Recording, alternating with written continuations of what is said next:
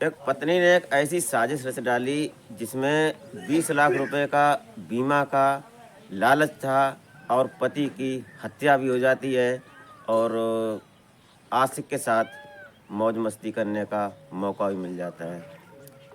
ऐसी दास्तां जो सुनने में आता नहीं है और सुनाने में बनता नहीं है, लेकिन कहें क्या, करें क्या?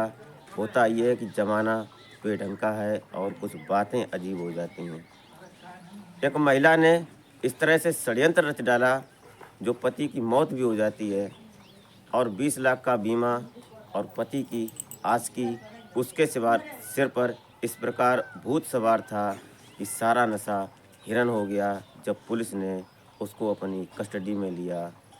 नमस्कार, प्रणाम, मैं अजय कोहली। आज की जो सच्ची घटना और सच्ची वारदात मैं आपके सामने ला रहा हूँ, ये घटना संभल से है। उत्तर प्रदेश का एक ज़िला लगता है संभल, और संभल में इस एक थाना लगता है कैला देवी, और इस कैला देवी थाना क्षेत्र में एक गांव पड़ता है मुबारकपुर। यहाँ मुबारकपुर में एक राम निवास नाम का व्यक्ति रहा करता है और इस व्यक्ति की थोड़ा हल्का-फुल्का कभी-कभार बीमार पड़ जाता है और बीमार होने के कारण इसकी जो पत्नी होती है, इसकी पत्नी का नाम राजवती होता है और ये राजवती होती है, ये आशिक मिजाज महिला होती है। बात करते हैं कुछ पीछे से। इस महिला ने एक राशन डीलर के भाई के साथ मिलकर आशिकी का वो षड्यंत्र रचा और अपने पति की निर्मम हत्या करवा दी और हत्या हो गई। इसमें इसके प्रेमी के सहयोगी 3 लोग और भी शामिल थे, जिन लोगों ने मिलकर उसके पति को हत्या कर दी और हत्या कर कर नाम दे दिया एक्सीडेंट का और नाम दे दिया कि अकस्मात मौत का। आते हैं राजवती पर, और ये राजवती जो महिला होती है, इसके ऊपर आशिकी का भूत सवार था और आशिकी इस प्रकार थी कि इस महिला ने अपने गांव के ही, अपने ग्राम पंचायत के ही एक राशन डीलर होता है और उस राशन डीलर के भाई के साथ इसका अफेयर चलने लगा और अफेयर यहाँ तक बढ़ गया कि उसके साथ न्यूड वीडियो भी बनने लगे। न्यूड होने के बाद इसके साथ कुछ अनैतिक इस प्रकार हो गया कि जब लोग देखते थे सामाजिक दायरे में तो उसको भला बुरा भी कहने लगे। लेकिन करें तो करें क्या, उस महिला को भी थोड़ा राहत मिलती थी। राहत क्या थी कि जब डीलर राशन देता था तो हर किसी को पैसे से देता था या फ्री में, योजना चल रही है कि फ्री में मिलता था, लेकिन उस महिला को ये फ़ायदा हो जाती थी कि उसको राशन ज़्यादा मिल जाता था और फ्री में मिलता था। वो जब बताती थी तो उसको ये राहत मिल जाती थी पैसों से और राशन से। इस राशन के चक्कर में उस महिला ने उसके राशन डीलर के भाई से प्यार कर डाला और प्यार कर डाला। उस राशन डीलर का भाई जो होता है धर्मेंद्र, इसका भाई धर्मेंद्र जब होता है तो धर्मेंद्र करता क्या है, अपनी इस महिला प्रेमी के साथ कहीं न कहीं अफेयर में सबके नज़र में आता है और नज़र में प्यार चलता रहता है। लेकिन एक दिन इन लोगों ने प्लान बना डाला। प्लान किस प्रकार बना डाला कि जो धर्मेंद्र होता है राशन डीलर का भाई, इसने इस महिला से कहा कि ऐसा कब तक चलेगा, ऐसा करते हैं कि तुम्हारे पति को हटा देते हैं रास्ते से और फिर खुलकर जिएंगे। ये सोचना था उसका। तब तक इस जो धर्मेंद्र होता है, इसका और साथी होता है विजय सिंह पुत्र रामचंद्र, और ये जो एक रामकिशन होता है जो जनसेवा केंद्र चलाता होता है, ये लोग इससे संपर्क करते हैं और संपर्क क्या करते हैं कि किसी का अगर बीमा करवाया जाए, इंश्योरेंस करवाया जाए तो उसमें क्या हो सकता है। तो ये जो रामकिशन होता है इनको परामर्श देता है, सलाह देता है कि बीमा करवा लो और कम से कम 1 साल तक की किस्तें बराबर चला देना। उसके बाद जो भी पैसा होगा उसके क्लेम में बन जाता है और पैसा जो नॉमिनी बनेगा उसको मिलेगा। ऐसा इन लोगों ने प्लान बना डाला और प्लान बनाया, प्लान सक्सेसफुल कर लिया इन्होंने। हुआ क्या, ये जब जाते हैं 12 मार्च की बात है। एक दिन देखा जाता है कि 12 मार्च को एक सड़क के किनारे एक लाश पड़ी मिलती है और लाश खून से लथपथ थी। लेकिन लोग देखते हैं, निकल लेते हैं और जो जानकार थे व्यक्ति, जो जानते थे उस लाश को, तो वो लोग तुरंत खबर करते हैं गांव में। तो पता चलता है कि ये राम निवास की लाश है। वहाँ मौका वारदात पर पुलिस पहुँचती है और पुलिस जब वहाँ जाकर देखती है तो पहले एलो टेप लगाते हैं, जो पुलिस का क्राइटेरिया होता है। वो एलो टेप लगाने के बाद जब पुलिस ने उस लाश को कब्जे में लिया और जब लेने के बाद वहाँ जब पूछताछ हुई तो लोगों ने बताया कि ये राम निवास है और हमारे गांव का ही है। धीरे धीरे वहाँ लोगों में कानाफूसी होने लगी कि बताओ, अभी तो इसकी पत्नी मौज मस्ती करती थी, अब ये मर गया है, अब वो क्या करेगी। मतलब जब समाज के लोग इकट्ठे होते हैं तो कुछ सामाजिक बातें भी होती हैं। कुछ लोग जो सामने नहीं कहते हैं वो पीछे कह देते हैं और कुछ लोग पीछे भी कह देते हैं और सामने भी कह देते हैं। यहाँ भी कुछ ऐसा ही हुआ।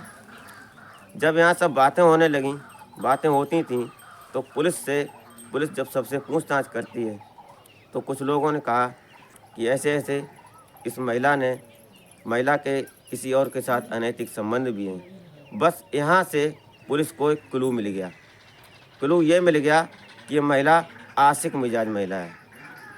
उस लाश को पुलिस ने पोस्टमार्टम के लिए भेज दिया और जब पोस्टमार्टम रिपोर्ट आई तो उसमें पता चला, और जब लाश को भेजा गया था, लाश को पुलिस ने अपने कब्जे में लिया था, तब भी पुलिस को शंका हुई थी कि कहीं ना कहीं हो ना हो ये लाश, ये जो मृतक शव है, ये जो मृतक, ये पति है इसका, ये राम निवास, ये हो ना हो इसकी एक्सीडेंट से मौत नहीं हुई है, क्योंकि कुछ ऐसे शरीर पर निशानदेही थे जो कि पता चलता था कि ये मारा गया है या इसके साथ कुछ अप्रिय हुआ है, तब जाकर इसकी मौत हुई है। लेकिन जब पीएम रिपोर्ट आई तो पता चला कि इसके साथ हत्या हुई है। अब होता क्या है षड्यंत्र में, यहाँ 3 आशिक होते हैं। एक आशिक धर्मेंद्र होता है और उसका एक दोस्त होते हैं, ये राम निवास, वो राम किशन और ये धर्मेंद्र। ये तीनों जब मिलते हैं तो तीनों मिलकर वहाँ बात करते हैं और जाते हैं कि इसको ले जाते हैं एक गांव में, और गांव में जब ले जाते हैं, गांव से बाहर वहाँ मौज मस्ती करते हैं, शराब पीते हैं और शराब पीने के बाद ये जंगल की तरफ निकल लेते हैं। जब जंगल की तरफ जाते हैं तो सुनसान रोड देखते हैं। वहाँ जब रोड देखने के बाद मौका पाते ही ये इधर राम निवास होता है, ये नशे में हो जाता है, इसको शराब ज़्यादा पिलाई जाती है और यहाँ नीचे उतारते हैं बाइक से, और बाइक से उतारने के बाद इस राम निवास के सिर पर लोहे की राड से हमला करते हैं और हमला इस प्रकार करते हैं कि जो राम निवास होता है वो वहीं पर दम तोड़ देता है, मर जाता है। यहाँ जब ये राम निवास मर जाता है, ये लोग सड़क के किनारे फेंक कर उस लाश को और वहाँ से रफू चक्कर हो जाते हैं, फरार हो जाते हैं। और यहाँ इन्होंने प्लान ये बना डाला कि हो ना हो जब कोई भी निकलेगा और जब पुलिस आएगी, अन्य लोग देखेंगे तो पता लगेगा कि एक्सीडेंट मामला बन जाएगा और अपना काम हो जाएगा, मामला रफा दफा हो जाएगा। इनका प्लान ये था। लेकिन हो ना हो, कहते हैं ये उत्तर प्रदेश की पुलिस है, यहाँ पर जब कोई बात होती है तो कानून सिखा देता है।